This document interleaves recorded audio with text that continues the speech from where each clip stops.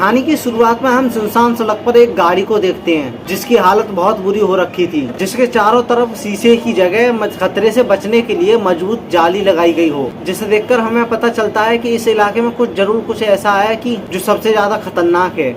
उसके बाद ये गाड़ी एक गैस स्टेशन पर जाकर रुकती है और उस गाड़ी में से एक आदमी बंदूक अपने फंदे पर रखकर बाहर निकलता है। इस आदमी का नाम थॉमस था। थॉमस सबसे पहले गेस्ट के पास वाले रूम के अंदर जाता है और वो अंदर घर का हर एक कोना चेक करता है कि कहीं कोई खतरा तो नहीं है, पर अंदर उसे कोई भी खतरा महसूस नहीं होता। पर जैसे ही वो बाहर निकलता है तभी पास रखा फ्रिज जोर जोर से हिलने लगता है और उसमें से अजीब सी आवाजें निकलने लगती है। ये सब देखकर थॉमस घबरा जाता है और थॉमस उसे खोलकर अंदर देखता है तो उसे अंदर एक ज़ॉम्बी दिखाई देता है। उसके बाद थॉमस जल्दी से एक रॉड उठाकर उस फ्रिज को जल्दी से लॉक कर देता है। उसके बाद उस फ्रिज में से और भी तेज आवाज आने लगती है। अब थॉमस उस फ्रिज को एक चैन के साथ अपनी गाड़ी से अटैच कर देता है और उसे बाहर निकाल लेता है। उसके बाद गाड़ी से उस फ्रिज को बाहर धूप में ले आता है और थॉमस गाड़ी रोककर उस फ्रिज को अनबॉक्स करता है। जिसके बाद थॉमस उस फ्रिज पर अपनी गन से शूट करने लगता है, जिससे फ्रिज का लॉक खुल जाता है और अंदर से एक ज़ॉम्बी बाहर निकल आता है। बाहर निकलते ही उस ज़ॉम्बी की बॉडी पर सूरज की रोशनी जैसे ही पड़ती है वो ज़ॉम्बी पूरा जलने लगता है और वो ज़ॉम्बी धुआं निकलते हुए तड़प रहा होता है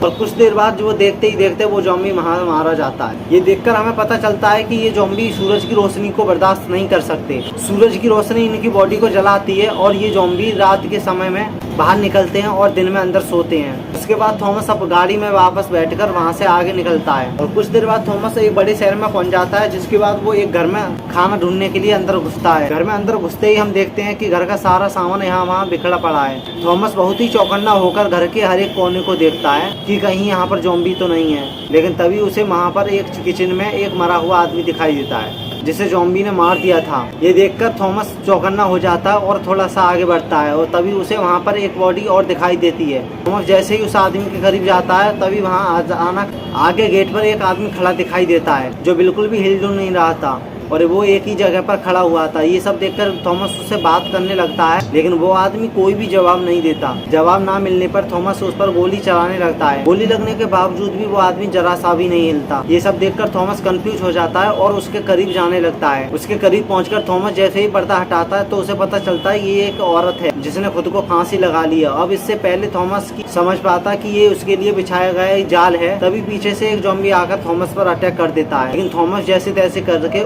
अपने आप को बचाते हुए उस ज़ॉम्बी को जमीन पर गिरा देता है और उसे शूट करके मार देता है। गोली की आवाज सुनकर वहाँ पर और भी कई सारे ज़ॉम्बी आने लगते हैं। तभी वहाँ पर थॉमस रेंगते हुए धूप की तरफ जाने लगता है, लेकिन तभी पीछे से उसे एक ज़ॉम्बी पकड़ लेता है और उसे अंदर घसीटता हुआ ले जाता है और थॉमस उसे लात मारकर अपने आप को छुड़ा लेता है। उसके बाद थॉमस बाहर आकर घर की छत पर बैठ जाता है और उसकी जान बच जाती है क्योंकि ज़ॉम्बी उसे काटने के लिए धूप में नहीं आ सकते थे। लेकिन तभी थॉमस को बाहर से अजीब सी आवाज आने लगती है। थॉमस उस तरफ जाने लगता है और तभी उसे रोड पर बीचों बीच एक लड़की बैठी हुई दिखाई देती है। लड़की धूप में सर नीचे झुकाकर बैठी हुई होती है। ये देखकर थॉमस इतना तो समझ जाता है कि ये लड़की कोई ज़ॉम्बी नहीं है, क्योंकि अगर वो ज़ॉम्बी होती तो धूप से झुलस जाती।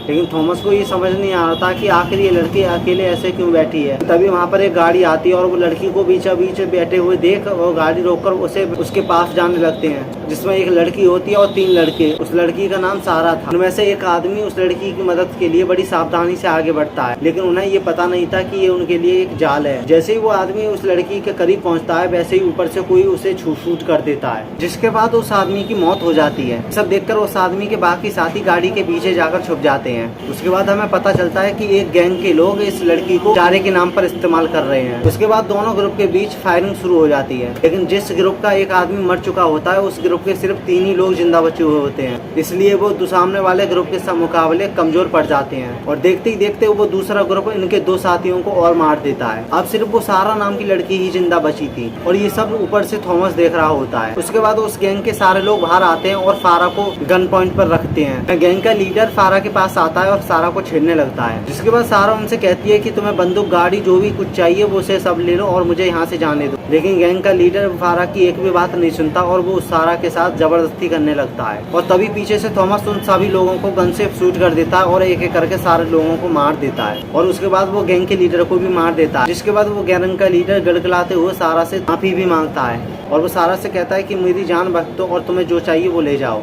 और मेरी जान बचाकर मुझे अपने साथ ले चलो, लेकिन अब बहुत देर हो चुकी थी और थॉमस उसे वहीं पर मरने के लिए छोड़कर जाने लगता है। लेकिन यहाँ पर इतना सब कुछ होने के बावजूद भी वो लड़की सड़क के बीचों बीच उसी पोजीशन में बैठी हुई होती है। इतने में से उसके पास सारा आती है और सारा उससे पूछती है तुम्हें और तुम्हारे बच्चे को क्या हुआ है। इतने में वो लड़की अपने बच्चे को दिखाती है और पता चलता है कि ये एक असली बच्चा नहीं बल्कि एक बेबी डॉल है, जिससे पता चलता है कि वो लड़की की दिमागी हालत ठीक नहीं थी। ये सब देखकर सारा को उस पर तरस आने लगता है, ये इससे वो अकेला छोड़ना नहीं चाहती थी, क्योंकि अकेले ही ये लड़की यहाँ पर रही तो रात होती ज़ॉम्बी उसे नोच कर खा लेंगे। सारा उस लड़की को पकड़कर सीधे थॉमस के पास जाने लगती है और वो थॉमस से शुक्रिया अदा करती है और वो कहती है कि तुमने मेरी जान बचाई है और तुम नहीं होती तो मैं जिंदा नहीं बच पाती। थॉमस उसकी बातों का जरा सा भी गौर नहीं देता और उनसे कहता है कि मैंने तुम्हारी जान बचाई, तुम जहाँ जाना चाहती वहाँ जाओ। लेकिन सारा थॉमस से कहती है कि मैं शहर के बीचों बीच अपने ग्रुप के साथ रहती हूँ, हम जिस जगह रहते हैं वो एक पुलिस स्टेशन है और वहाँ बहुत सारा खाना है, जिससे तुम भी हमारे साथ चलो,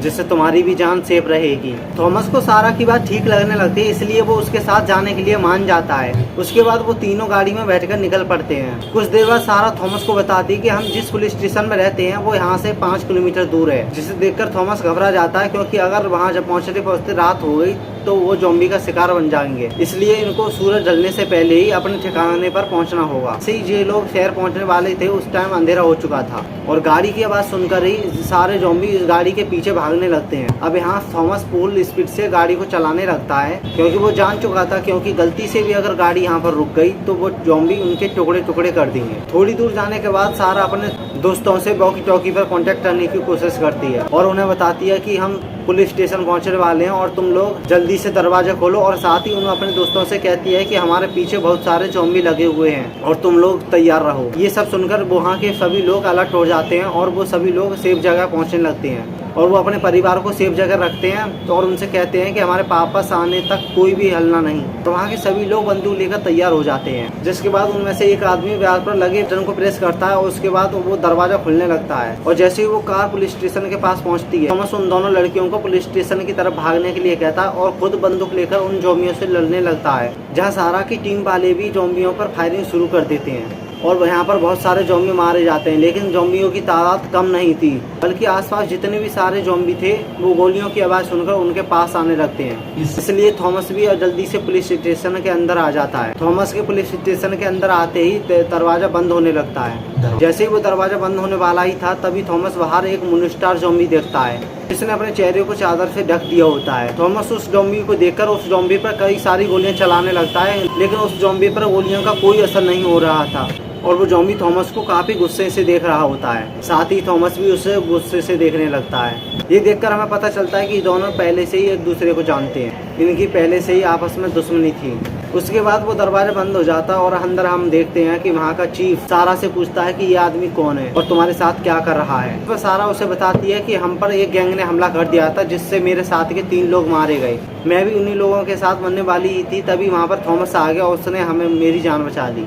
तभी चीफ थॉमस से पूछता है कि तुम कौन हो और तुम यहाँ पर क्या करने आए, जिस पर थॉमस चीफ को बताता है कि मैं इस पूरे शहर में अकेला रहता हूँ और जहाँ पर भी मुझे ज़ॉम्बी दिखाई देते हैं मैं उन्हें मार देता हूँ, क्योंकि ज़ॉम्बियों की वजह से मेरी वाइफ की जान चली गई और जब तक मैं अपनी बीवी के कातिल ज़ॉम्बी को मार नहीं देता तब तक मैं उन सारे ज़ॉम्बियों को मारता रहूंगा। ये सब सुनकर चीफ को उसकी बातों पर यकीन होने लगता है और उसे आज रात यहीं पर रुक की इजाज़त दे देता। लेकिन चीफ के इस फैसले से वहाँ पर खड़ा एक आदमी खुश नहीं होता और वो कहता है कि थॉमस भी उसी गैंग का आदमी है जिसने हमारे 3 आदमियों को मार दिया है और थॉमस यहाँ पर आकर हमारा खाना और बंदूकें चुराना चाहता है। और ये बात सुनकर इन सभी के बीच बहस छिड़ जाती है, जिस पर सारा इन सभी को चुप करती है और बात को पलटते हुए कहती है कि मैंने प्लान की जगह ढूंढ ली है और वो सभी लोग उस सारा की बात को सुनने लगते हैं। गाइज, अगर आपको इस वीडियो का अगला पार्ट चाहिए तो इस वीडियो को लाइक और चैनल को सब्सक्राइब जरूर कर देना और मिलते हैं नेक्स्ट वीडियो में। तब तक के लिए बाय।